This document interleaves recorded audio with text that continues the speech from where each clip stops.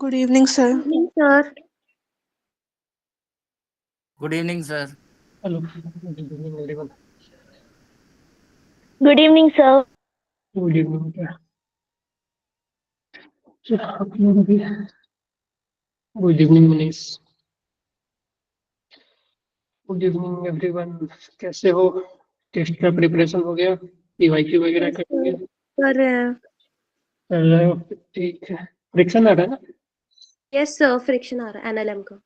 Okay, चलो सही है।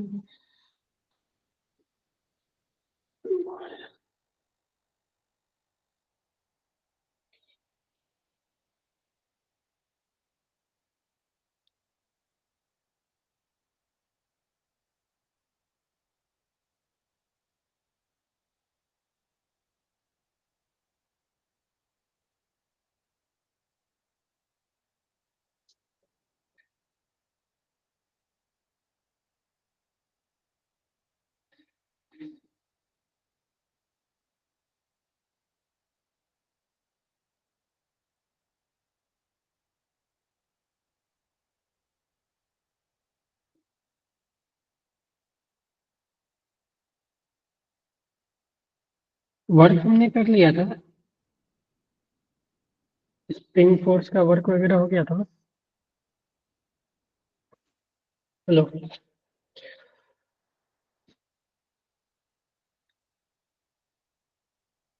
Yes sir. Sir yes last sir, कर लिया था। सर सारे सही थे ना मेरे? हम्म। मैंने आपको सेंड किया था सर क्वेश्चंस करके। अच्छा यार, मैंने अभी देखा नहीं था वो शायद। मैं देख कर ना फिर से रिप्लाई दे दूंगा आपको, ठीक है? Okay sir. सर मैंने एक क्वेश्चन भी भेजा उसके साथ, ठीक है? क्या उसमें आपने वो दो स्प्रिंग है और कुछ एन मास है।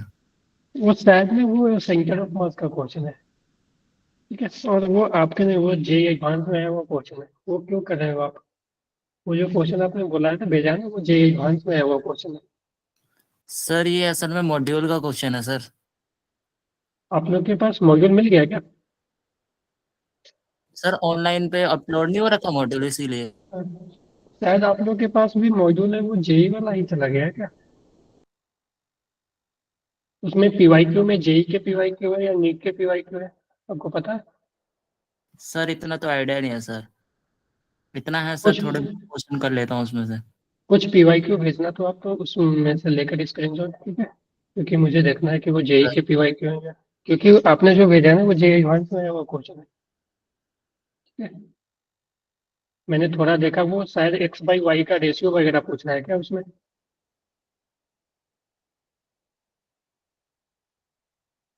एक मिनट देख लेता हूँ। भेजा है ना?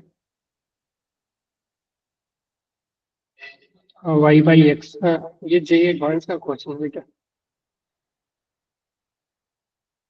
ठीक है? देख रहे हो ना, लैंग्वेज देख रहे हो कितना बड़ा लिखा हुआ है? नीट में तो इतना आएगा, इतना लैंग्वेज लिखा तो आप तो 1-2 मिनट पढ़ने में ही लगा दोगे, है कि नहीं? नीट में कम से मैक्सिमम 1 से 1.5 मिनट चाहिए सॉल्व करने के लिए क्वेश्चन। उतना तो आप इसको ऊपर से नीचे तक पूरा पढ़ोगे ना, उसी में लग जाएगा ये टाइम उतना, समझने और पढ़ने में ये, ठीक है?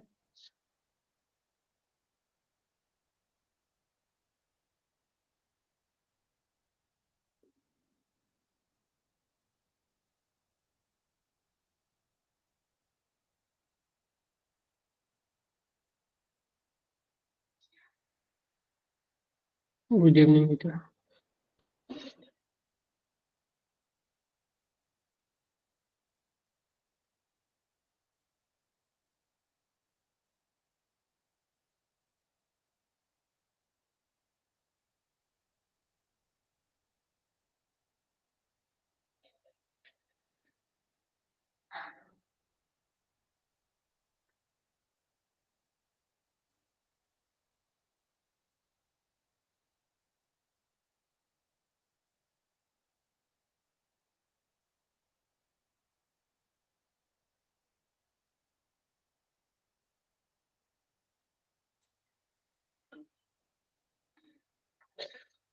चलो 2-3 मिनट में स्टार्ट करते हैं।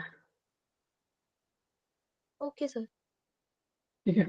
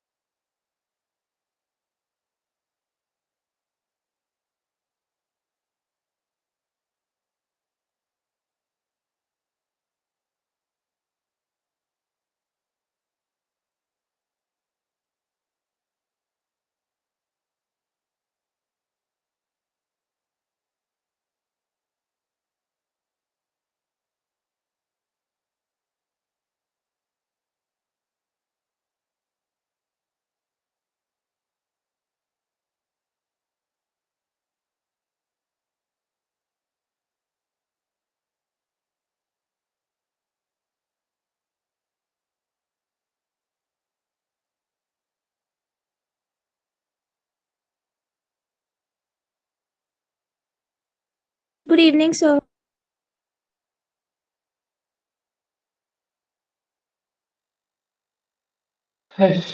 Good evening notable. चलो सर एक डेमो के लिए मैंने एक क्वेश्चन भेजा है, ऐसा क्वेश्चन है sir. a particle is taken from point A to point B under the influence of force field. Now it is taken back Question, from sir. the B to A and it's observed that the work done is 2 pi A to B not equal to। अरे बेटा ये JEE के नहीं है, change in potential energy. ठीक है, JEE के ही PY के होंगे। ठीक है, तो आप इससे अच्छा ना नेट से सर्च करके पीवाई क्यू सॉल्व कर लेना। ठीक है, और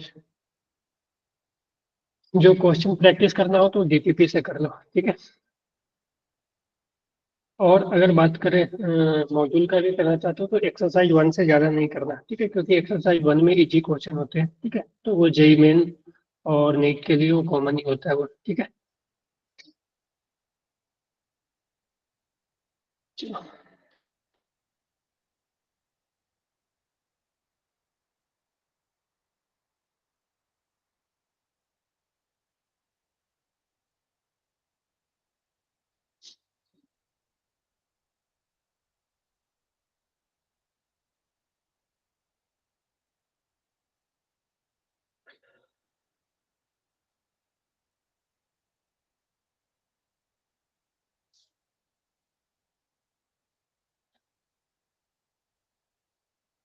ग्रेविटेशन।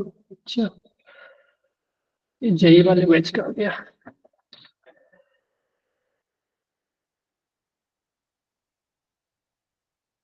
स्क्रीन दिख रहा था ना आप लोग को? Yes sir. Yes, sir.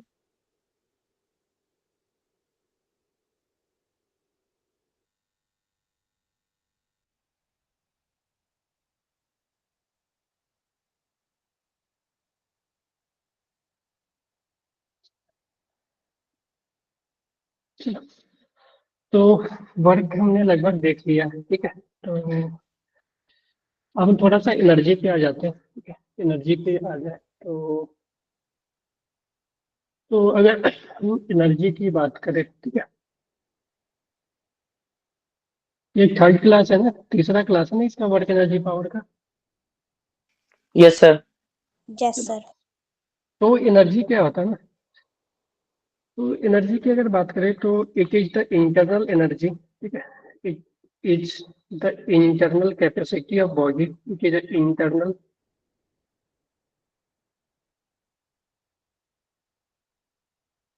Capacity of body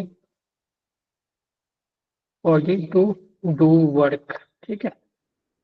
तो ये कैपेसिटी है बॉडी को, बॉडी का, कि वो बॉडी वर्क कर सके, ठीक है।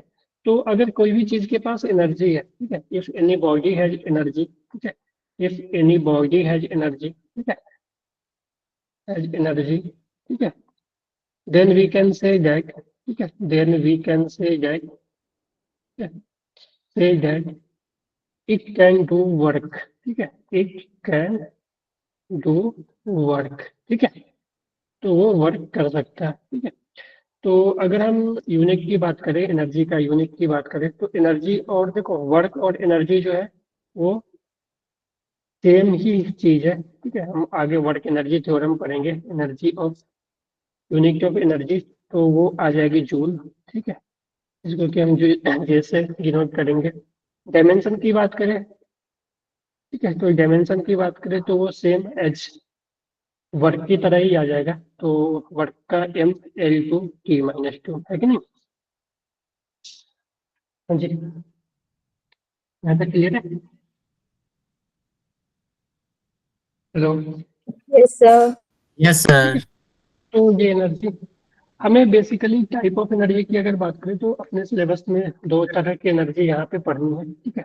टाइप ऑफ एनर्जी की बात करें, ठीक है, टाइप ऑफ एनर्जी की बात करें तो यहाँ अभी अपने पास दो टाइप पढ़नी है एनर्जी के, एक तो काइनेटिक एनर्जी, दूसरा पोटेंशियल एनर्जी, ठीक है। तो पहला जो पढ़ना है, ठीक है, पहला है वो काइनेटिक एनर्जी, ठीक है, दूसरा जो है वो पोटेंशियल एनर्जी,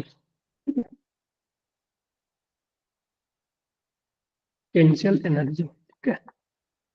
तो अगर हम काइनेटिक एनर्जी की बात करें, फर्स्ट केस अगर काइनेटिक एनर्जी ले लें, ठीक है,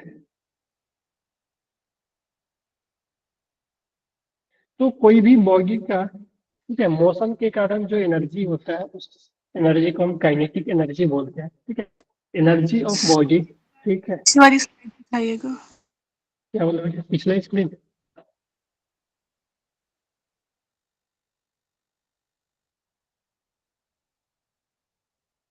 ये यस सर।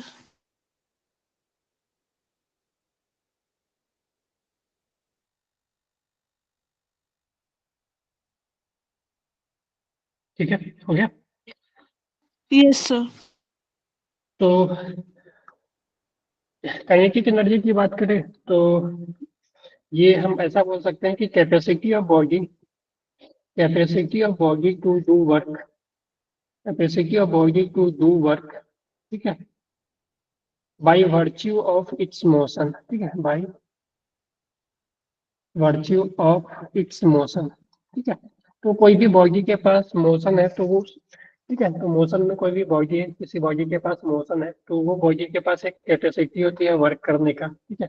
उस एनर्जी को हम बोल सकते हैं काइनेटिक एनर्जी। ऐसा बोल सकते हैं कि मोशन के कारण जो बॉडी के पास एबिलिटी होती है वर्क करने की, उस एनर्जी को हम बोलते हैं kinetic energy. Capacity of body to do work by virtue of its motion, ठीक है, इज कॉल्ड काइनेटिक एनर्जी, ठीक है, इज कॉल्ड काइनेटिक एनर्जी, ठीक है। तो अगर मैं बात करूं कि मान लो इसका, कि मान लो एक बॉडी है, ठीक है, ये मोशन में है, यानी मोशन यानी वेलोसिटी से मूव कर रहा है, कोई स्पीड है, ठीक है, इस स्पीड से भी जो है स्पीड है इसका, मास m है। तो काइनेटिक एनर्जी को डिफाइन किया गया है, आप लोग को यह पता भी होगा कि काइनेटिक एनर्जी जो होगी वो हाफ मास इंटू वेलोसिटी का स्क्वायर, ठीक है। तो काइनेटिक एनर्जी हाफ mv², ठीक है। तो ये इसके पास एनर्जी है, इतना एनर्जी, ठीक है। इसके पास अगर कोई भी बॉडी एम मास का बॉडी, ठीक है, v स्पीड से मूव कर रहा है तो वो हमेशा इतना एनर्जी कैरी करता है, ठीक है, तो अपने साथ इतना एनर्जी कैरी करता है और ये हो सकता है कि ये एनर्जी को वो वर्क करने में यूज करे, ठीक है? हो सकता है कि इस एनर्जी को वो वर्क करने में यूज करें, तो ये जो इतना एनर्जी है, ठीक है, तो इस एनर्जी का हम वर्क में यूज कर सकते हैं। तो ये जो एनर्जी आया वो इसके मोशन के कारण आया। अगर ये रेस्ट पे रहता, अगर जो बॉडी अगर रेस्ट पे रहता, ठीक है, अगर ये रेस्ट पे रहता तो इसका जो भी है वो जीरो होता, तो हम बोलते हैं कि काइनेटिक एनर्जी जो होगा वो हाफ एम वी स्क्वायर। तो काइनेटिक एनर्जी जो है वो जीरो हो गया, ठीक है। तो काइनेटिक एनर्जी इसके पास होगी तो अभी ये मास कोई भी वर्क नहीं कर सकता है, ठीक है, ये कोई भी वर्क नहीं कर सकता है, ठीक है।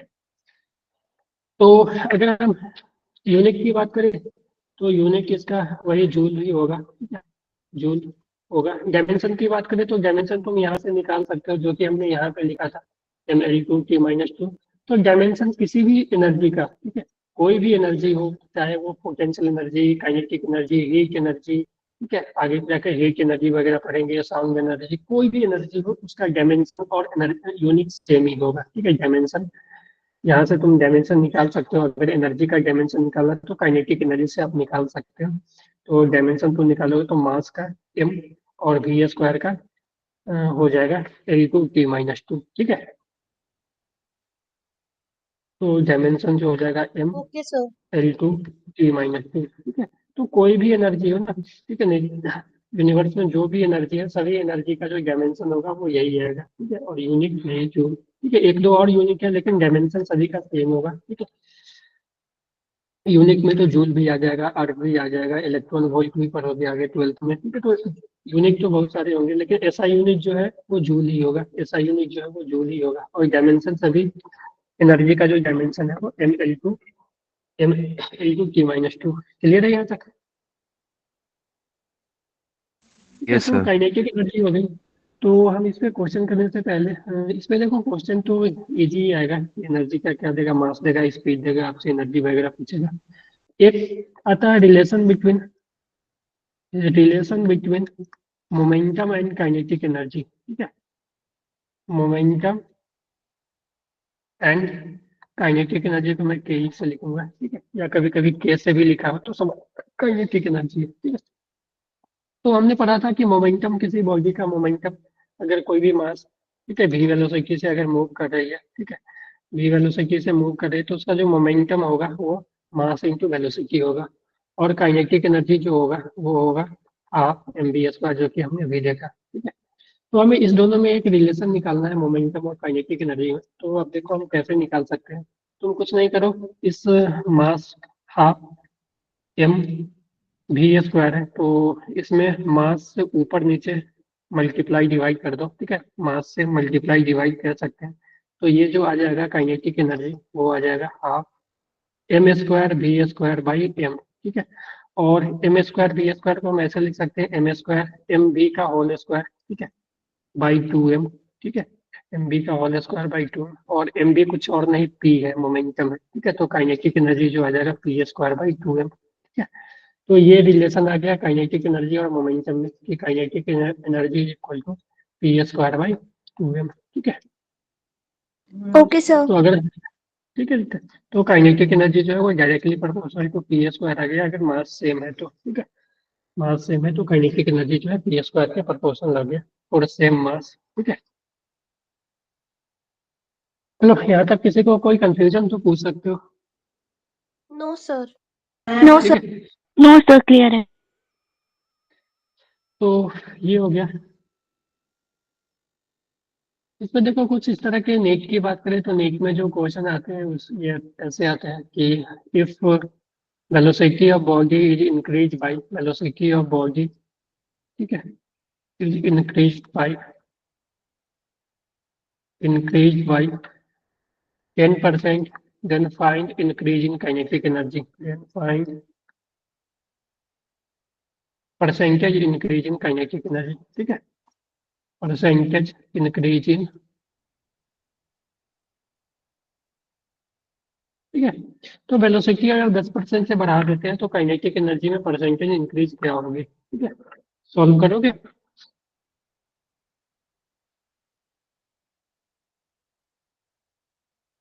Okay sir.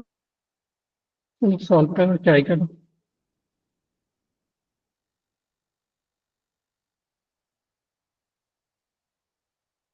सर 10%। नहीं,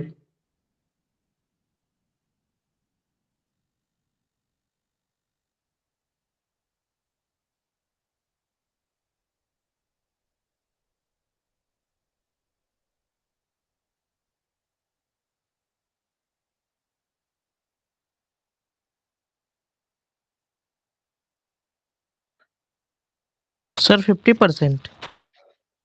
नहीं,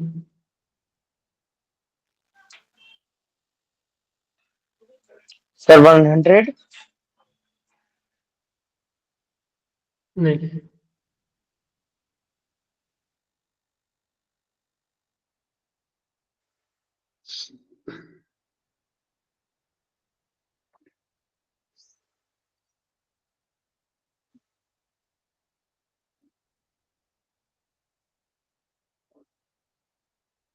देखो मैं एक सॉल्व करता हूँ, उसके बाद दूसरा आपको दूंगा सॉल्व करने के लिए। ये देखो, अगर मान लेते हैं initial velocity mass of body M ले लेते हैं और वेलोसिटी ऑफ बॉडी इनिशियल भी ले लेते हैं, तो इनिशियल काइनेटिक एनर्जी जो होगा, जी किसी ने कुछ बोला क्या? जी पूर्वा बोलो। Sir, 21%. सर 22%. सर 21%। 21%. 21 आएगी, ठीक है। तो के इनिशियल को हम ऐसे लिख सकते हैं हाफ एम वी स्क्वायर, ठीक है। ये इनिशियल हो गई जब मास एम थी, वेलोसिटी भी थी। अब क्या किया, मास को तो सेम रखा है, मास के बारे में कुछ नहीं बोला, तो मास को तो चेंज नहीं करता है, लेकिन वेलोसिटी को इंक्रीज कर दिया है 10% से।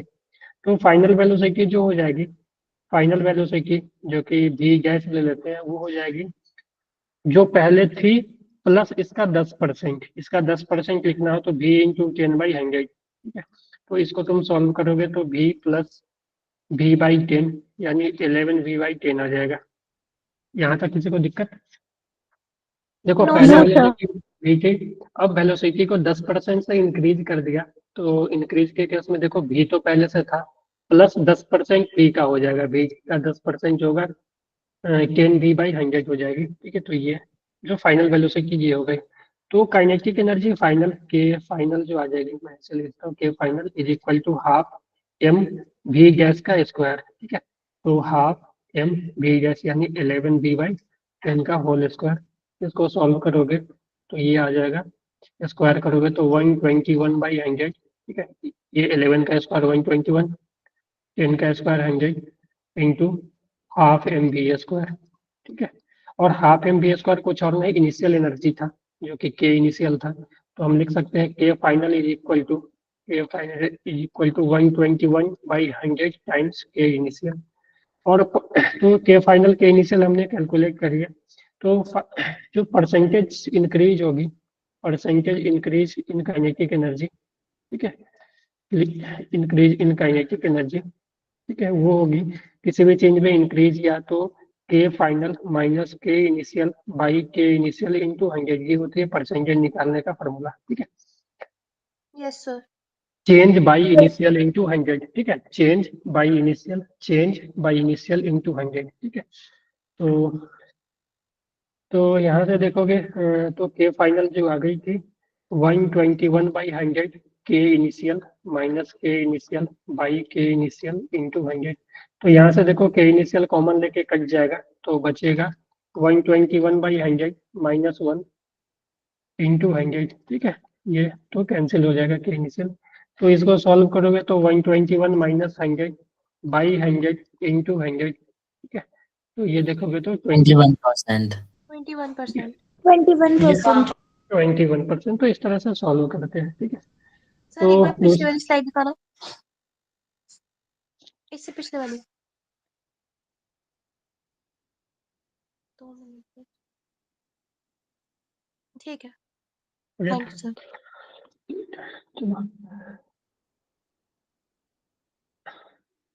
If momentum of body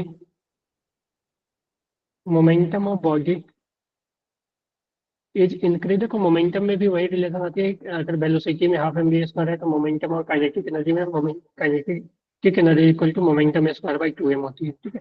if momentum of body is increase by 21%, sorry 20%, then find increase in kinetic energy, ठीक है, परसेंटेज इंक्रीज इन।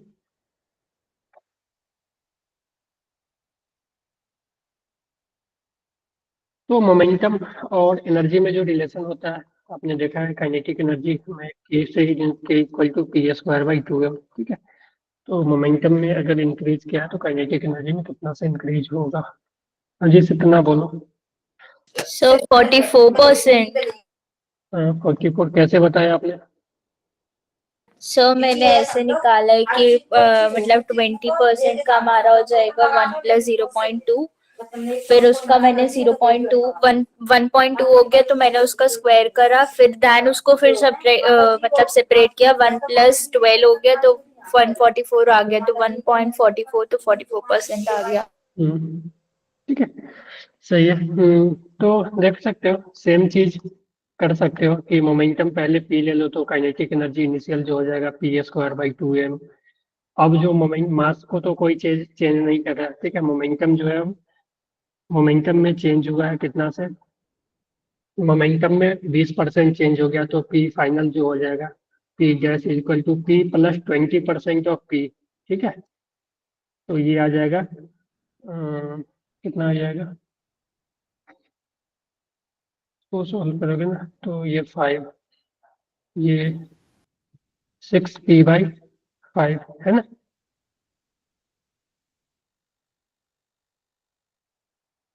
क्लियर है? Hello, yes sir. Yes sir.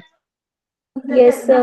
तो फिर नया जो काइनेटिक एनर्जी फाइनल हो जाएगा वो हो जाएगा इसका स्क्वायर, ठीक है, 6p/5 का स्क्वायर/2m।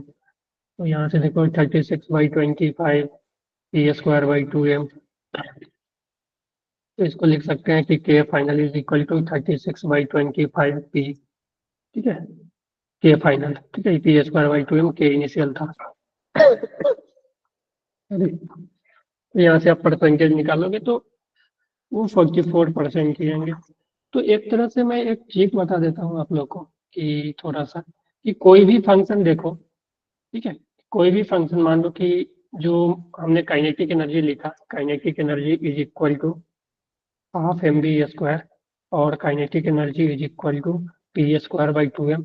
तो कोई अगर मान लो कि यहाँ पे काइनेटिक एनर्जी जो है v के स्क्वायर के प्रोपोर्शनल है और काइनेटिक एनर्जी जो यहाँ है, ठीक है, वो p² के प्रोपोर्शनल है कि नहीं। तो यस सर। अगर हम v और p में परसेंट इंक्रीज को अगर हम इंक्रीज करें, v और p को इंक्रीज करें, तो उसमें से काइनेटिक एनर्जी कैसे डिक्रीज हुआ। इसका मतलब कि कोई भी फंक्शन मान लो कि y इक्वल टू x² है, ठीक है, y इक्वल टू x² है, तो x² वाले को हम अगर 10% से इंक्रीज करें या 20% से इंक्रीज करें या 30% से इंक्रीज करें, 40% से इंक्रीज करें, तो y जो क्वांटिटी है वो कैसे चेंज होगा, ठीक है, y क्वांटिटी कैसे चेंज होगा, यानी स्क्वायर वाले को हम इतना से कर रहे हैं, ठीक है, तो ये कैसे चेंज होगा। तो आपने एक तो निकाल लिया, एक तो निकाला इसका 21%, इसका 44% है कि नहीं। इसका जो आ जाएगा, यस देखो सर। हम क्या करते हैं, इसमें कुछ और नहीं करना है, इसमें क्या करना है कि जो भी मेरा, इसको हम 10 × 2 + 1 का स्क्वायर जो भी यहाँ पे है ना उसका स्क्वायर कर देंगे, ठीक है। तो 10 डबल करना है पहले और जो भी इसके 0 से पहले उसका स्क्वायर, तो ये 21 आ जाएगा, ठीक है। यहाँ भी 20 × 2 + 2 का स्क्वायर, तो ये देखोगे तो 44 आएगा। इसी तरह यहाँ 30 × 2 + 3 का स्क्वायर, तो ये आ जाएगा 69, ठीक है, तो ये आ जाएगा 69%, ठीक है। यहाँ पे देखोगे तो 40 × 2 + 4 का स्क्वायर है ना, 80 16 96%, ठीक है। Yes sir. ठीक है, तो इस तरह से वेरिएशन होता है, ठीक है।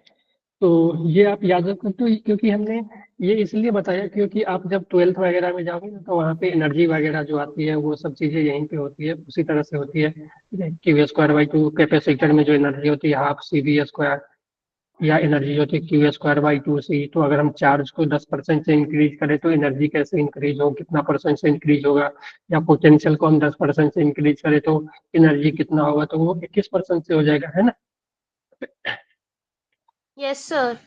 ठीक है, और इसका उल्टा भी सही होता है, इसका उल्टा भी सही होता है, इसका उल्टा भी सही होता है कि अगर हम एनर्जी को 10%, सॉरी, अगर हम वाई को 21% से इंक्रीज करेंगे, ठीक है, 21% से, तो एक्स जो है वो इतना से इंक्रीज हो जाएगा, ठीक है। इसका उल्टा भी सही है, क्लियर है यस सर। Yes sir. जी। सभी को Yes, sir.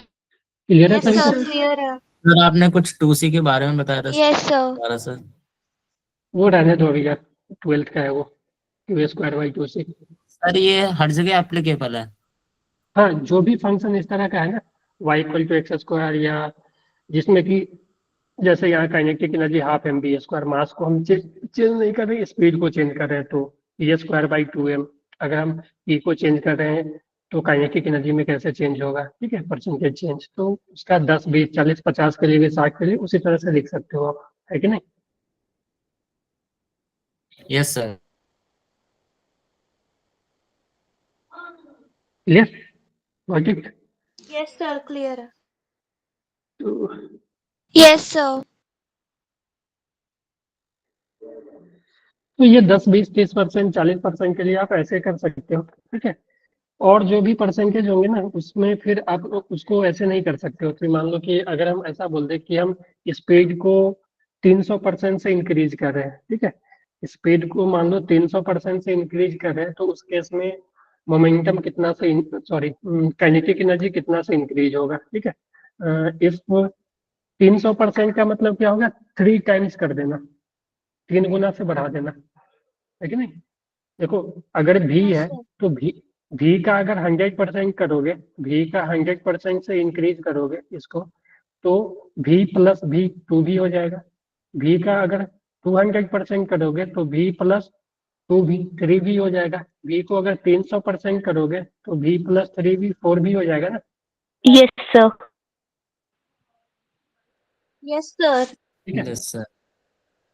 तो इफ, तो आप ऐसे क्वेश्चन में ना, तुम डायरेक्ट भी निकाल लो, वहां से एनर्जी निकाल के तुम सॉल्व कर लेना कि if speed is increase by, if speed is increase by 300%, then find increase in kinetic energy.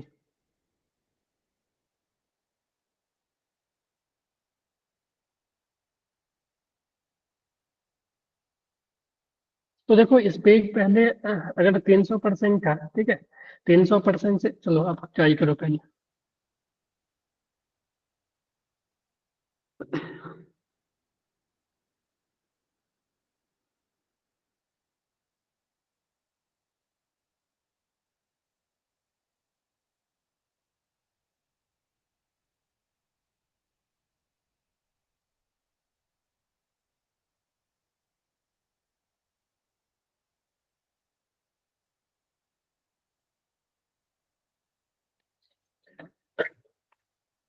तो अगर हम स्पीड को पहले भी ले लेते हैं, तो फाइनल जो स्पीड होगा ना, भी प्लस 300%, तो ये 4 भी आ जाएगी ना। Yes, sir. 4 भी हो जाएगा. तो इस केस में अगर kinetic energy half M B square है, तो इस केस में kinetic energy half M into 4 भी का स्क्वायर, यानी 16 टाइम Sir, ऑफ 1500% आ रहा है. 1500%, Yes, sir.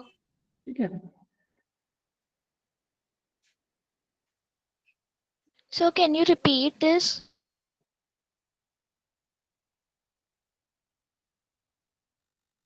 हाँ, हेलो, देखो, इसने क्या किया ना, यहाँ पे भी वो फार्मूला एप्लीकेबल है बेटा, लेकिन v इक्वल टू, देखो पहले मान लेते हैं कि स्पीड v था, ठीक है, इनिशियल स्पीड, तो फाइनल स्पीड जो हो जाएगी v गैस, वो हो जाएगी v प्लस 300% ऑफ v, जो कि 4 भी आएगी, Yes, sir.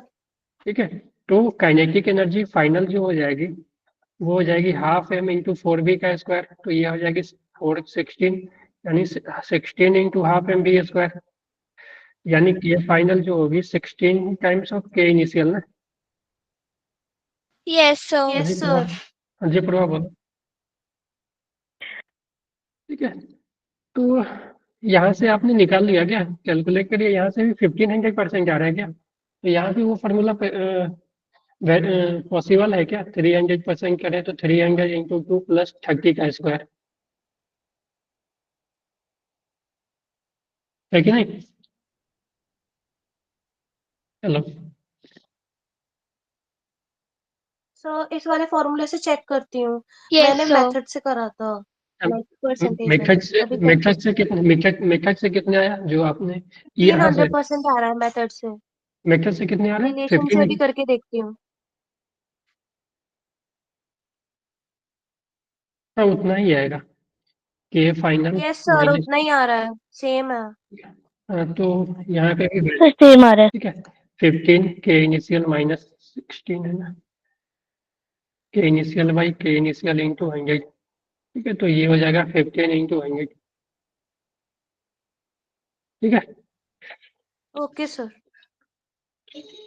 Yes, sir. चलो चलो एक क्वेश्चन लिखो if two particle of mass 4 kg and 7 kg ठीक है if two particle of mass if two particle of mass 4 kg and 7 kg have same momentum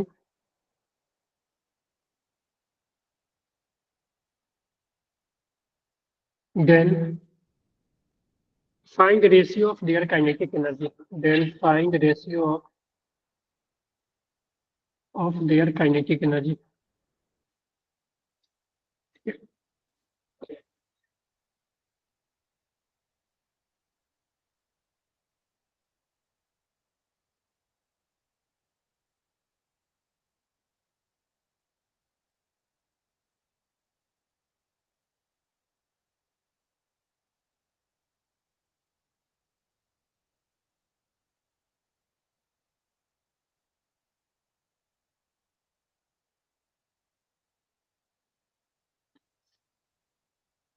sir 7:4,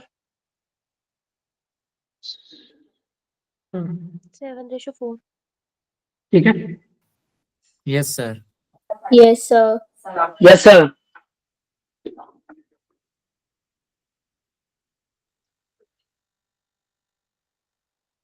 तो देखो काइनेटिक एनर्जी जो होती है वो P S square by 2m होती है तो मोमेंटम सेम है तो काइनेटिक एनर्जी जो है इन्वर्सली प्रोपोर्शनल मास हो गई ठीक है तो के 1/k2 जो हो जाएगा वो m2/m1 ठीक है तो अगर हम 4 kg वाले का 1 ले लें और इसको 2 तो m2 7/4 ठीक है क्लियर है ये यस सर। Yes, sir.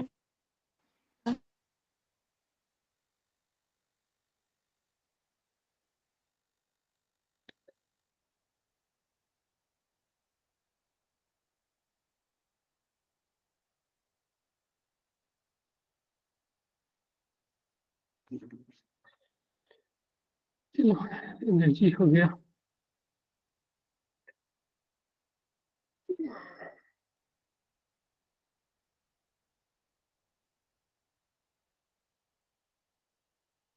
हमने एक चीज नहीं पढ़ा है क्या शायद वर्क एनर्जी थ्योरम में सॉरी वर्क में हमने फ्रिक्शन के वर्क सर वेरिएबल फोर्स वाला तो पढ़ लिया था ना।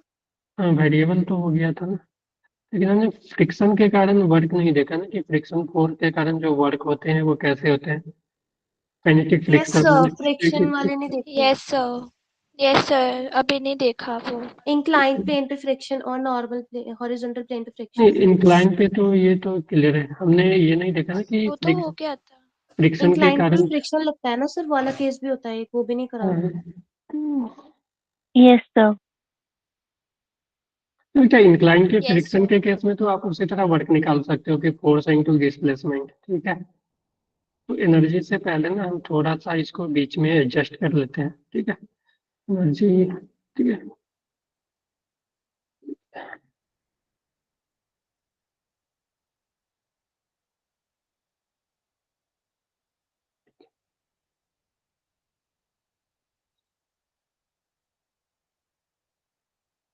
चलो थोड़ा सा देख लेते हैं जल्दी से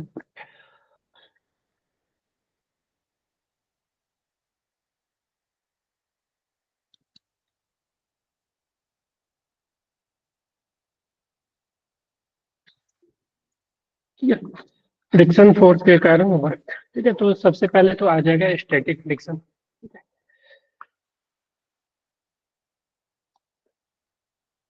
तो एक्चुअली हम चर्चा करेंगे कि फ्रिक्शन के कारण जो वर्क होते हैं उनका नेचर पॉजिटिव, नेगेटिव, जीरो की बात करेंगे। ठीक है, तो एक बात बताओ, सबसे पहला हम सिचुएशन लेते हैं इस तरह का कि मेरे पास एक ब्लॉक है एम मास का। ठीक है, और इस ब्लॉक पे हमने एफ फोर्स लगाया। ठीक है, और ये ब्लॉक मूव नहीं कर रही है। ठीक है, ये ब्लॉक पे हमने फोर्स लगाया और ये ब्लॉक जो है वो मूव नहीं कर रही है, नॉट मूव। ठीक है, तो मूव नहीं करने का कारण क्या हो सकता है कि इस पे एक पीछे फ्रिक्शन लग रहा है ना? यस बोलो। Sir. Yes Yes, sir. sir. Yes, sir. और ये जो फ्रिक्शन है वो एफ के बराबर ही होगी, तभी ने ये रोक लिया इसको। Yes sir. Yes, sir. और ये मूव Yes, नहीं कर sir. रहा है, ये मूव नहीं कर रहा है, यानी स्टैटिक फ्रिक्शन लग रही है। Yes, sir. Yes sir. और स्टैटिक फ्रिक्शन लग रही है तो इस केस में क्या होगा कि, और ये मूव नहीं कर रहा है तो इसका डिस्प्लेसमेंट क्या होगा, जीरो होगा ना? Yes, sir. Yes, zero. sir. ठीक है, यानी एस जो है वो अपना जीरो हो जाएगा। तो हम work done by static friction यहाँ पे निकाले तो हो जाएगी force into friction force into displacement, static friction into displacement. तो ये हो जाएगी स्टैटिक जीरो आ जाएगा।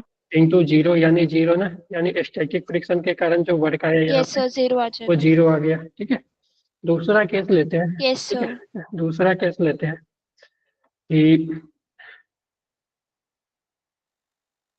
कि मान लो एक ब्लॉक के ऊपर दूसरा ब्लॉक लेते हैं। ठीक है, एक ब्लॉक के ऊपर दूसरा ब्लॉक लेते हैं। ठीक है, और यहाँ से कोई ऑब्जर्वर इसको देख रहा है। ठीक है, और मान लो हमने इस पे फोर्स लगाया। ठीक है, और इस पे फोर्स लगाया कैपिटल एम स्मॉल एम, और ये दोनों ब्लॉक साथ मूव कर रहे हैं। ठीक है, बोथ ब्लॉक मूव्स टुगेदर। ठीक है, तो बोथ ब्लॉक मूव टुगेदर। ठीक है, तो दोनों साथ जा रहे हैं। ठीक है, तो ऊपर वाला को कौन ले जा रहा होगा, बोलो? हमने तो फोर्स लगाया नीचे वाले ब्लॉक पे लगाया। ठीक है, एम मास पे, कैपिटल एम मास पे। Sir, ऊपर वाले को फ्रिक्शन ले जा रहा होगा। सर ऊपर वाले को Friction, फ्रिक्शन ले sir. जा रहा है। Friction. हाँ, फ्रिक्शन, तो इसका मतलब Friction है जो कि जो जो स्मॉल एम मास है, स्मॉल एम मास पे ये आगे जा रहा है तो फ्रिक्शन फोर्स जो है वो आगे लग रहा होगा, है ना? तो उसपे Yes, यस sir. सर। उसपे जब आगे लगा तो ये जो नीचे वाला ब्लॉक होगा उस पे एक्शन रिएक्शन पेयर है तो फ्रिक्शन पीछे लगेगा। Yes, sir. और मान लो Yes, sir. कि ग्राउंड के रिस्पेक्ट में ये यहाँ से यहाँ पे आ गया, यानी एस का डिस्प्लेसमेंट हुआ, इसका एस। ठीक है, तो अगर हम यहाँ पे इसके कारण वर्क लिखे, वर्क डन बाई फ्रिक्शन, तो वो हो जाएगी फोर्स आगे लगा, डिस्प्लेसमेंट भी आगे लगा, प्लस एफ एस। ठीक है,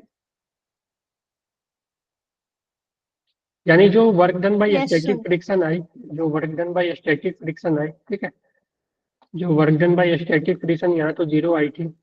अब यहाँ पे देखो वर्क डन बाई स्टैटिक, देखो इस दोनों में इसके रिलेटिव कोई भी स्लिपिंग नहीं हो रहा है, दोनों साथ जा रहे हैं, तो जो फोर्स लगेंगे वो स्टैटिक फ्रिक्शन लगेंगे ना, दोनों में रिलेटिव मोशन नहीं है। रिलेटिव मोशन कब होता है, जब दोनों साथ साथ नहीं जाते।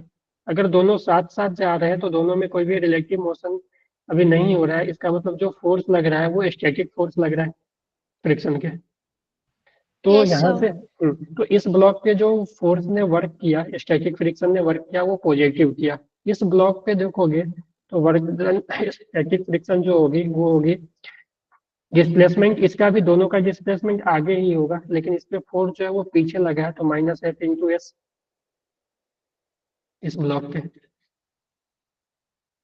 तो तुमने देखा कि पहले केस में तुम, ये पीछे वाले स्लाइड में तुमने देखा कि स्टैटिक फ्रिक्शन जो है वर्क जीरो किया। यहाँ पे तुमने देखा तो एक ब्लॉक पे जो वर्क है वो पॉजिटिव हुआ, दूसरे ब्लॉक पे वर्क है वो नेगेटिव हुआ। ठीक है, और यहाँ पे देखो ये एक्शन रिएक्शन फोर्स लग रहे हैं, तो जो फोर्स का वैल्यू भी सेम होगा और डिस्प्लेसमेंट भी सेम होगा। तो वर्क नेट जो होगा, net work done by static friction, वो जो आएगी वो plus F S minus F x, यानी जीरो आ जाएगी ना। Zero. Yes, sir. तो बेटा देखो, हमने ये लिखना चाह रहा हूँ कि जो स्टैटिक फ्रिक्शन है उसके कारण जो वर्क है जीरो भी हो सकता है, पॉजिटिव भी हो सकता है, नेगेटिव भी हो सकता है। ठीक है, हमने यहाँ पे देखा तो वो वर्क जो है वो जीरो हुआ। यहाँ पे देखा तो इस Yes, केस sir. में ऊपर वाले ब्लॉक पे जो वर्क किया स्टैटिक फ्रिक्शन ने वो पॉजिटिव किया, और नेगेटिव नीचे वाले पे जो वर्क किया वो नेगेटिव किया। ठीक है, तो हम यहाँ और टोटल जो ओवरऑल वर्क था इस सिस्टम का, जो वर्क था स्टैटिक फ्रिक्शन का, वो 0 आया। तो हम यहाँ से एक लिख सकते हैं स्टार देकर कि work done by static friction, ठीक है, done by static friction can be positive, 0 और नेगेटिव। ठीक है, तो पॉजिटिव भी हो सकती है, 0 भी हो सकती है और नेगेटिव भी हो सकती है। और दूसरा लिख सकते हैं work done by static friction, static friction on system will be always 0।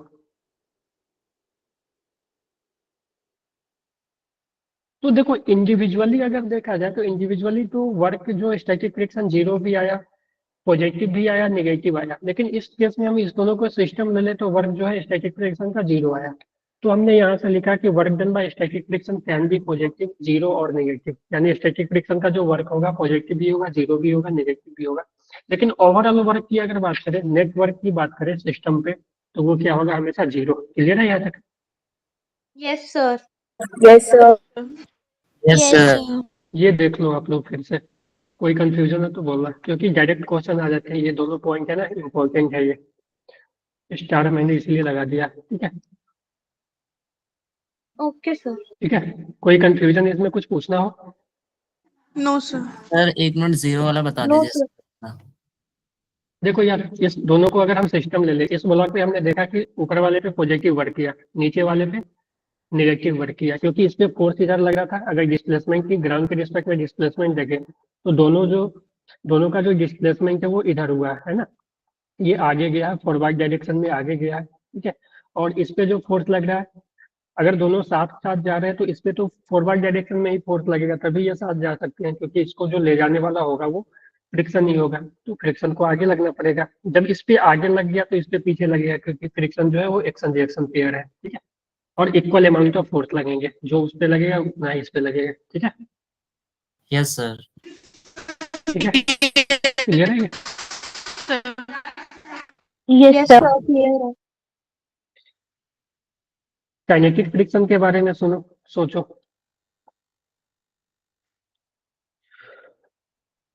सोच सकते हो?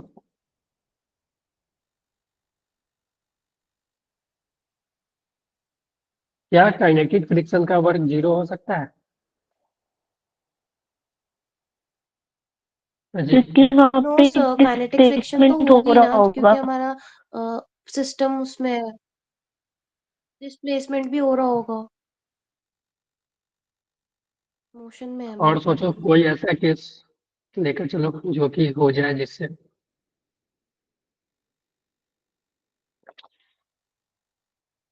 सर काइनेटिक फ्रिक्शन नेगेटिव होगा, बट होगा. देखो काइनेटिक फ्रिक्शन का वर्क डन.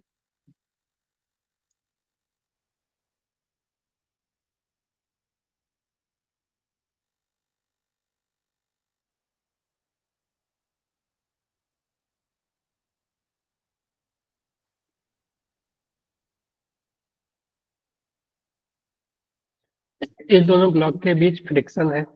अगर मैंने इस ब्लॉक को आगे फोर्स लगाकर खींच लिया, यहाँ से निकाल लिया, ठीक है, निकाल लिया, तो अगर तुम देखोगे तो ये ब्लॉक रस्से से बंधा हुआ है, तो ये तो कहीं मूव नहीं करेगा। ठीक है, तो रिलेटिव मोशन तो दोनों में आए, है कि नहीं? एक के रिस्पेक्ट Yes, में sir. दूसरा मूव कर रहा है ना, लेकिन आगे वाला जो ऊपर वाला ब्लॉक है उसको तो फ्रिक्शन तो आगे ले जाना चाहेगा, काइनेटिक फ्रिक्शन, क्योंकि ये दोनों के बीच मोशन हो रहे हैं, तो फ्रिक्शन जो लगेगा वो काइनेटिक फ्रिक्शन ही लगेगा। ठीक है, तो इस पे जो फ्रिक्शन लगेगा वो पीछे लगेंगे, है ना? तो Yes, sir. रिलेटिव में देखोगे, रिलेटिव देखोगे ना, तो रिलेटिव देखोगे तो इसका डिस्प्लेसमेंट 0 होगा, इसका डिस्प्लेसमेंट 0 होगा, और इसका कोई डिस्प्लेसमेंट होगा, क्योंकि ये बाहर निकल चुका है, ये आगे जा चुका है। तो इस पे भी फ्रिक्शन जब भी लगेगा तो सेम नेचर का लगेगा। अगर नीचे वाले पे काइनेटिक लग रहा है तो ऊपर वाले पे भी काइनेटिक लगेगा। तो वर्क ऑन स्मॉल, ठीक है, अगर मैं इसको कैपिटल और स्मॉल एम ले लूँ, ठीक है, तो देखो ऊपर वाले पे कितना वर्क किया काइनेटिक फ्रिक्शन ने,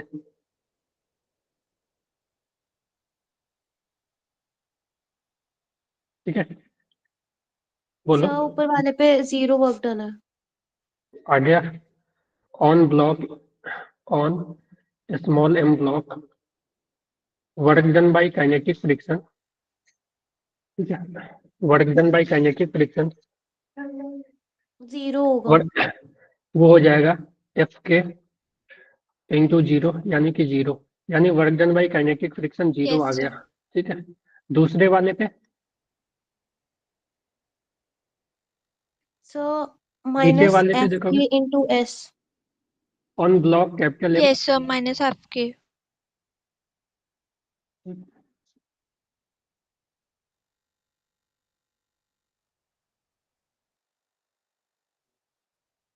ठीक है। तो ऑन ब्लॉक कैपिटल एम, ठीक है, तुम देखोगे तो वर्क डन बाई फ्रिक्शन जो आ जाएगी काइनेटिक फ्रिक्शन वो आएगी माइनस, क्योंकि देखो फ्रिक्शन पीछे लगा तो माइनस एफ के और डिस्प्लेसमेंट आगे हुआ क्योंकि ये आगे जाएगा तो माइनस एफ के। तो यहाँ से हमने देखा कि work done by kinetic friction negative आ गया। तो इस दोनों को अगर हम सिस्टम ले लेना, कभी कभी तुम देखोगे कि जो फोर्स है अगर दोनों के बीच अगर इस तरह का सिचुएशन ले ले, ठीक है, एक इस तरह का सिचुएशन ले ले, ठीक है, इस तरह का सिचुएशन ले ले कि मान लो कि हम इसको इस पे फोर्स लगाए, ठीक है, इस पे फोर्स लगाए और इस दोनों के बीच जो फ्रिक्शन है इतना सफिशियंट नहीं हुआ कि दोनों साथ साथ मूव करें, यानी कि दोनों तो मूव तो कर रहे हैं, अगर दोनों मूव कर रहे हैं लेकिन इसका वेलोसिटी और इसका एक्सेलरेशन मान लो अलग अलग आ गया, ठीक है, ये दोनों का अलग अलग गया तो दोनों साथ साथ मूव नहीं करेंगे, ठीक है। तो हमने देखा था टू ब्लॉक प्रॉब्लम में साथ साथ मूव करने का भी कंडीशन था, अगर ऐसा आ गया कि कंडीशन वो सेटिस्फाई नहीं किया कि दोनों साथ साथ मूव नहीं करें, ये मान लो कि A1 एक्सेलरेशन से मूव कर रहा है और ये जो है क्योंकि इसको मूव कराएगा फ्रिक्शन ही, ठीक है, ऊपर वाले को जो है मूव कराएगा फ्रिक्शन ही, तो इसमें फ्रिक्शन काइनेटिक फ्रिक्शन एफ के लगेगा दोनों, और इस पे जो फ्रिक्शन लगेगा एफ के लगेगा। अगर ये A1 से और ये A2 से, तो होगा क्या, दोनों साथ साथ मूव नहीं करेंगे ना, तो A2 जो होगा बड़ा होगा A1 से, यानी ये ज्यादा मूव कर रहा होगा ये थोड़ा कम कर रहा होगा, ठीक है, ये ज्यादा मूव कर रहा होगा ये कम मूव कर रहा होगा, यानी किसी भी टाइम में निकालोगे तो इसका डिस्प्लेसमेंट ज्यादा होगा इसका डिस्प्लेसमेंट कम होगा, ठीक है। तो अगर हम इसका डिस्प्लेसमेंट S1 ले ले इसका डिस्प्लेसमेंट S2 ले ले तो S2 जो होगा वो बड़ा होगा S1 से, तो इसके कारण जो वर्क निकाले, ठीक है, पहला अगर वर्क निकाले 2 पे, ठीक है, वर्क ऑन कैपिटल एम मास, तो इस पे तुम वर्क निकालोगे, ठीक है, तो देखोगे तो काइनेटिक फ्रिक्शन का वर्क जो है इसका ज्यादा आ जाएगा, ठीक है, निगेटिव में ज्यादा आ जाएगा क्योंकि डिस्प्लेसमेंट आगे हुआ फ्रिक्शन इधर लगा, तो इसका जो वर्क होगा वर्क काइनेटिक फ्रिक्शन का वो निगेटिव आएगा और इसका जो वर्क काइनेटिक फ्रिक्शन का होगा वो पॉजिटिव आएगा, और इसका वर्क ज्यादा आएगा इसका वर्क कम आएगा, तो वर्क नेट तुम निकालोगे ना यहाँ पे जो काइनेटिक फ्रिक्शन का होगा वो निगेटिव ही आएगा, ठीक है। तो सिस्टम पे बात करें ना, जो कि यहाँ से तुमने भी देखा कि वर्क ओवरऑल वर्क तुम नेटवर्क की बात करोगे तो नेटवर्क जो है वो निगेटिव ही आएगा, ठीक है। तो हाँ, अगर हम इंडिविजुअली बात करें तो इंडिविजुअली काइनेटिक फ्रिक्शन का भी वर्क 0 हो सकता है, पॉजिटिव हो सकता है, नेगेटिव हो सकता है। इस पे देखोगे तो वो पॉजिटिव होगा, इस पे देखोगे तो नेगेटिव होगा, और यहाँ हमने देख लिया इस पे 0 हो गया, ठीक है, ऊपर वाले पे 0 और नीचे नेगेटिव। तो हम काइनेटिक फ्रिक्शन के लिखे तो work done by kinetic friction, work done by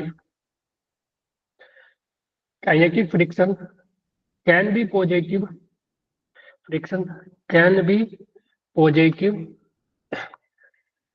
0, ठीक है, और नेगेटिव, ठीक है, 0 और नेगेटिव। तो इसका भी जो वर्क होगा, लेकिन ओवरऑल वर्क जो होगा, ठीक है, net work on the system, ठीक है, net work by kinetic friction, ठीक है, friction on system is always negative. जी सर ये आप रिपीट कर सकते हो कि work done net work done negative कैसे हुआ?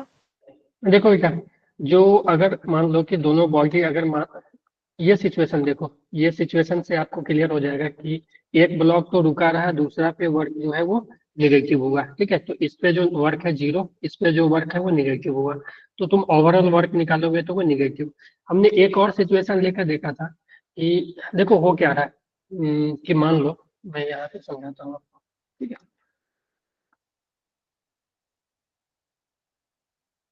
तो यहाँ पेज खत्म हो गया क्या? देखो, अगर मान लो मेरे पास एक इस तरह का सिस्टम है, मान लो एक ब्लॉक, ठीक है, और एक ब्लॉक यहाँ, ठीक है। ये मान लो 5 kg या 2 kg कुछ भी समथिंग ले लेते हैं, 2 kg, ये 5 kg, ठीक है। अब हम बात करते हैं कि मान लो हमने इस पे 10 न्यूटन कुछ फोर्स लगाया, मान लो 100 न्यूटन का, ठीक है। और फ्रिक्शन जो फ्रिक्शन है वो इतना सफिशियंट नहीं है कि ये दोनों ब्लॉक साथ साथ मूव करे, यानी सेम एक्सेलरेशन से मूव करे, ठीक है। इतना सफिशियंट फ्रिक्शन नहीं है, लेकिन फिर भी फ्रिक्शन जो है वो ऊपर वाले को कुछ मूव कराना चाहेगा, ठीक है, और वो काइनेटिक फ्रिक्शन लगेगा। तो फिर नीचे वाले पे जो काइनेटिक फ्रिक्शन लग जाएगा, ठीक है, वो इधर तो 100 न्यूटन लगा, वो पीछे लग जाएगा एफ के, ठीक है। तो तुम फ्रिक्शन इतना सफिशियंट नहीं है कि ये साथ मूव करे, तो मान लो कि इसका एक्सेलरेशन 2 मीटर पर सेकेंड आ गया स्क्वायर, और इसका एक्सेलरेशन नेक्स्ट जो एक्सेलरेशन फोर्स वगैरह करने के बाद 5 मीटर पर सेकेंड स्क्वायर आ गया। तो किसी भी टाइम में देखोगे तो ये इसका जो डिस्प्लेसमेंट है हाफ ए टी स्क्वायर, और इसका displacement half A T square, तो डिस्प्लेसमेंट नीचे वाला का ज्यादा होगा। नीचे वाला का डिस्प्लेसमेंट मान लो किसी भी टाइम में 100 मीटर हुआ, तो इसका हो सकता है कि ये कुछ भी 40, 50 या 60 मीटर ही हो, है ना। Yes, sir. ठीक है, तो इस पे तुम वर्क निकालोगे, तो वो काइनेटिक फ्रिक्शन एफ के और डिस्प्लेसमेंट भी आगे है तो 60, ठीक है। और इस पे तुम वर्क निकालोगे तो काइनेटिक फ्रिक्शन पीछे है तो माइनस एफ के और डिस्प्लेसमेंट आगे है तो 100। तो ओवरऑल देखोगे तो वर्क जो यहाँ पे इसका वर्क तुम नेट वर्क निकालोगे, ठीक है, तो वो ओवरऑल निगेटिव ही आएगा ना, Yes, sir. ठीक है। Got it. तो ये सिचुएशन बनती है, ओके। तो ये दोनों Okay, पॉइंट sir. याद रखना, ठीक है। स्टैटिक फ्रिक्शन के लिए जो है work done by static friction can be positive, zero और negative. Work done by static friction on system will be always zero, ठीक है। तो स्टैटिक फ्रिक्शन के कारण भी जो वर्क होगा वो पॉजिटिव, नेगेटिव, जीरो तीनों हो सकते हैं, ठीक है। लेकिन ओवरऑल सिस्टम पे वर्क की बात करेंगे तो वो हमेशा जीरो होगा स्टैटिक फ्रिक्शन का, ठीक है। अगर हम काइनेटिक sir. फ्रिक्शन की बात करें तो काइनेटिक फ्रिक्शन में भी वर्क जो है वो इंडिविजुअली देखा जाए तो पॉजिटिव भी हो सकता है, जीरो भी हो सकता है, नेगेटिव भी हो सकता है, तीनों वैल्यू हो सकते हैं। लेकिन जो नेट वैल्यू होगा वो हमेशा क्या होगा, जो ओवरऑल वर्क की बात करेंगे, net work by the kinetic friction on system पे अगर बात करेंगे तो वो हमेशा नेगेटिव होगा, ठीक है Okay, sir. ना। समझ आ गया सभी को? Yes, sir. Yes, sir. Yes, sir. Yes, sir. तो देखो हमने एनर्जी कर लिया, एनर्जी में हमने एनर्जी अभी अपने पास पोटेंशियल एनर्जी है, फिर वर्क एनर्जी थ्योरम, ठीक है। फिर पोटेंशियल एनर्जी से पहले हम कंजर्वेटिव नॉन कंजर्वेटिव फोर्स के बारे में देखेंगे, ठीक है। तो एक क्लास उधर, फिर हम लोग पोटेंशियल एनर्जी एक क्लास उधर, फिर पोटेंशियल एनर्जी के बाद हम वर्क एनर्जी पावर करेंगे, सॉरी वर्क एनर्जी थ्योरम करेंगे, ठीक है। वहीं से एनर्जी कंजर्वेशन वगैरह आएगा। तो कम से कम 4-5 क्लास अभी लगेंगे इसके, ठीक है। Okay, sir. Okay, तो sir. आज छोड़ दूं क्या, अभी रहने दे। Okay, sir. Okay, तो sir. आप लोग फ्रिक्शन का Okay, sir. हाँ, तो फ्रिक्शन का प्रिपरेशन कर लो, ठीक है। फ्रिक्शन कुछ पूछना भी है फ्रिक्शन वगैरह में आप लोग से? No, sir. अभी तो ऐसा कोई क्वेश्चन नहीं आया। होगा तो डाउट में सेंड कर देंगे। जी, आप लोग ने पीवाईक्यू वगैरह किए फ्रिक्शन के? Yes, क्योंकि कल sir. टेस्ट है Yes. ना। DPP करना है। Yes, डीपीपी sir, कर करे। डीपीपी पूरा हो गया? No, sir. जी, डीपीपी नहीं No, हुआ? No, sir. कुछ क्वेश्चन पूरी सॉल्व तरह नहीं से नहीं हुआ सर। अच्छा, डीपीपी नहीं हुआ पूरी अभी, तो पीवाईक्यू कैसे करोगे यार? अभी डीपीपी भी नहीं हुआ है तो पीवाईक्यू फिर यार फ्रिक्शन खत्म हुए तो 1 वीक से ऊपर हो गया ना, तो अभी तक आप लोग क्या कर रहे थे ये बताओ। जी कोई बोलो। फ्रिक्शन एंड हुए तो 1 वीक से ऊपर हो गया ना। जी बोलो। जी पूर्वा, Yes, sir. उड़ीसा। सर उससे पहले एनएलएम की प्रैक्टिस कर रहे थे अब तो। कल रिवीजन चल रही थी सर। सर नहीं लास्ट यार, वीक वो था ना एमटी, तो उसकी प्रिपरेशंस थी। आप लोग ऐसा करते हो ना, जहाँ तक मुझे लगता है कि आप लोग ये करते हो ना कि जैसे कि मान लो अगले वीक कोई टेस्ट होने वाला है, ठीक है, तो आप उस टेस्ट पे ही रह जाते हो। जैसे कि अभी आप शायद वर्क एनर्जी पावर का डीपीपी वगैरह नहीं कर रहे होगे, जबकि वर्क एनर्जी का हमने तीन तीन क्लास हो गया, आप लोग स्टार्ट नहीं किए होगे शायद। आप अभी जो टेस्ट होने वाला है ना इस संडे को, उसका प्रिपरेशन कर रहे होगे इस पूरे वीक में, है कि नहीं? Yes sir. यस जी सर। बोलो। ठीक है, कौन कौन ऐसा कर रहा है बताओ, हैंड रेज करो, ठीक है, ईमानदारी से। Yes, sir. उड़ीसा। सर वैसे Yes, सभी sir. ऐसे ही, बहुत क्वेश्चंस सभी। किए सर जो कल आपने भी बोले थे। नहीं यस बस सर, जो उतना ही आपने नहीं करना होमवर्क ना। दिया था वो तो कंप्लीट कर दिया, सेंड भी नहीं कर यार, दिया। Yes number sir. नहीं लेना ना, आपको साथ साथ डीपीपी भी करना है ना। देखो डीपीपी में नंबर वाइज क्यों दिया हुआ है, टॉपिक वाइज क्यों दिया हुआ है, एक मतलब बताओ कि डीपीपी का मतलब क्या होता है। डीपीपी का मतलब, डीपीपी का फुल Daily फॉर्म आता है डेली क्या? Practice problem. problems. ठीक है। Daily Daily practice practice problem. हाँ, और वो टॉपिक वाइज क्यों रहता है? डेली का मतलब क्या सर होता है? क्योंकि एक दिन में एक टॉपिक कवर करते टॉपिक हैं। वाइज इसलिए होता है क्योंकि हर डे मतलब हर डेली बेसिस पे जो भी तो टॉपिक्स वही होते ना हैं मतलब उसमें वो हुआ कि कवर मान लो कि आज क्लास में, मान लो कि आज क्लास में वर्क हो गया, ठीक है, आज एक क्लास में मान लो वर्क हो गया, ठीक है, या एनर्जी हो गया, तो आप जो एनर्जी या वर्क का जो डीपीपी होगा वो सॉल्व करोगे। इसका यही मतलब होगा ना कि आज जो टॉपिक Yes, हुआ, यस sir. ठीक है, सर। तो आज जो टॉपिक हुआ, ठीक है, आज जो टॉपिक हुआ उस टॉपिक का, ठीक है, कल क्लास शुरू होने से पहले वो डीपीपी हो जाना चाहिए था। यही बना मतलब, यस सर।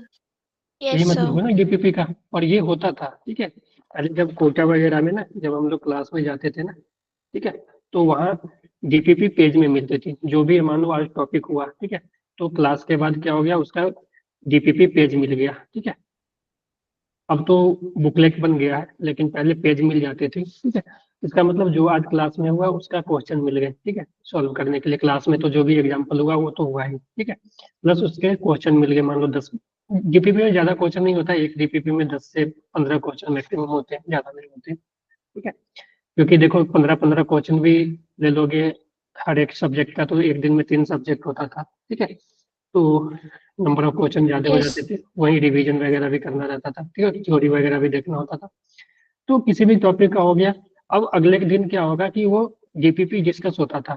अभी आप लोग के पास टाइम कम है, ठीक है, आप लोग क्योंकि जो बैच है वो लेट स्टार्ट हुआ था, है, ठीक है, तो वो टाइम नहीं मिलता कि आप डेली डीपीपी डिस्कस हो, ठीक है। फिर भी हम लोग लास्ट में कर लेते हैं, ठीक है, जब चैप्टर एंड होता है तो हम लास्ट में कर लेते हैं। तो लेकिन वहाँ क्या होता था कि आपको डीपीपी सॉल्व करके जाना है, ठीक है, जो आज मिला उसको कल सॉल्व करके जाना है। क्लास में 15 से 20 मिनट जब स्टार्टिंग में क्या होता है वो डीपीपी डिस्कशन होती थी, ठीक है, उसके बाद ही क्लास आगे बढ़ती थी।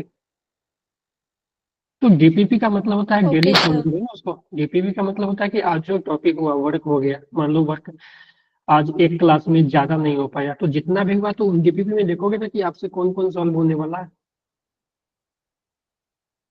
अब तो वर्क कंप्लीट हो गया, वर्क को हमने 2-3 क्लास में कंप्लीट कर लिया, सारे वर्क का केस देख लिए, वेरिएबल फ्रिक्शन वगैरह सभी का वर्क देख लिया, ठीक है। तो अब वर्क का तो अभी तक हो जाना चाहिए था ना डीपीपी। जी। अब अगले वीक से यस तुम सर। चाहोगे कि वर्क का, तो फिर वो एनर्जी एनर्जी खत्म हो जाएगा अगले वीक में। एनर्जी वगैरह पोटेंशियल एनर्जी लगभग ये खत्म ही हो जाएगा, टॉपिक चैप्टर ही खत्म हो जाएगा 4 क्लास में लगभग।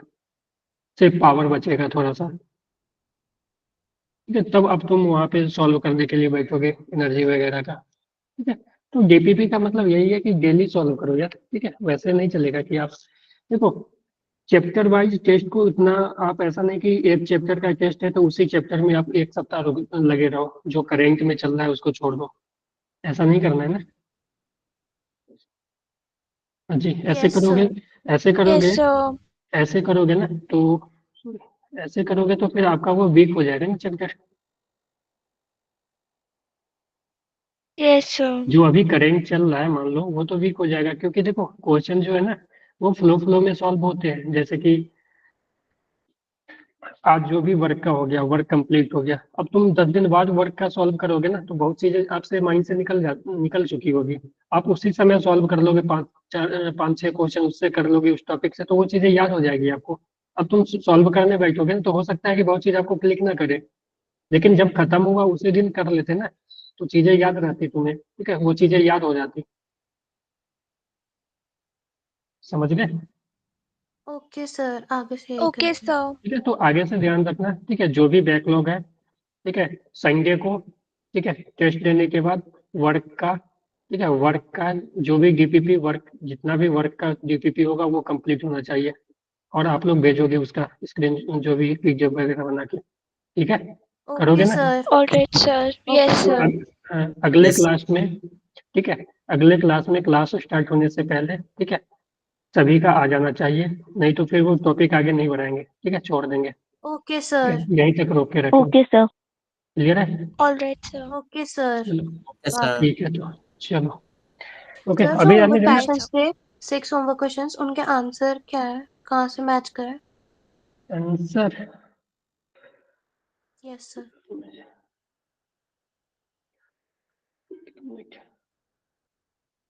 या फिर आप अगली क्लास में डिस्कस करा देना, ये हो सकता है। ओके ठीक है, हम देख लेंगे उसको, ठीक है, ऐसा होगा ना कि ठीक है सर। ग्रुप में नहीं होगा तो भेज देंगे आंसर, ठीक है? Yes sir. ओके सर, आप भेज ठीक है, देना। ओके, हाँ, तो चलो ठीक है, तो चलो जाओ, तो आप लोग अभी तो प्रैक्टिस कर लेना, वो टेस्ट का भी कर लेना, ठीक है, लेकिन कल टेस्ट देने के बाद, हाँ, और टेस्ट आप लोग कब अटेम्प्ट करते हो, जब मन करता है तब क्या? No sir. No sir. No sir. कब करते हो, कब करते हो? सर मैंने टाइम बना रखा है। कितने बजे से सर कितने मैंने बजे भी तक? टाइम बना रखा है। यस कितने मैंने बजे सर, भी। से मैंने भी टाइम करता हूँ बना मैं। रखा है। कितने बजे से कितने बजे तक करते हो? सर 3 घंटे का होता है तो 11 से नहीं देखो, 1 बजे तक हो जाता है सर। टेस्ट नहीं, देखो टेस्ट कभी भी अटेम्प्ट करो ना तो या तो मॉर्निंग शिफ्ट या तो इवनिंग शिफ्ट, ठीक है, क्योंकि एग्जाम जो है ना, हो सकता है कि आप लोग के टाइम हो सकता है कि नेट भी 2-3 शिफ्ट में हो, ठीक है, एक दिन ना हो, 2-3 शिफ्ट में हो, तो आप लोग को प्रैक्टिस इस तरह से ही करना है, ठीक है, कि या तो आप 9 से 12 करो, ठीक है, और ज्यादा ये करो कि 9 से 12 भी कर ले, फिर आपको टाइम मिल जाएगा जो भी वर्क एनर्जी का, जो भी वर्क का डीपीपी वगैरह, ठीक है, जो करेंट टॉपिक है वो करने का, तो 9 से 12 या 2 से 5, ठीक है, 9 से 12 ओके या सर। 2 से 5, ठीक है, तो ओके क्योंकि सर। जनरली जो एग्जाम वगैरह है ना वो इसी टाइमिंग पे होते हैं, तो ये हैबिट बन जाएगा आप लोग का, ठीक है, ओके सर। तो हैबिट उसी तरह से रखो, ऐसा नहीं कि कभी 12 बजे रात में दे रहे हैं, 10 बजे रात में दे रहे हैं, ठीक है, तो वैसा नहीं करना है, ओके, तो ओके ओके सर। एक sir. Okay time sir. Table सभी शिफ्ट कर लो, फिक्स कर लो कि या तो 9 से 12 करना है या तो 2 to 5 करना है, okay, okay sir. Okay okay sir. Sir. चलो, हाँ, चलो ठीक है, तो okay, bye bye sir. Everyone, bye bye, sir. Bye bye sir, bye, good night. Bye everyone.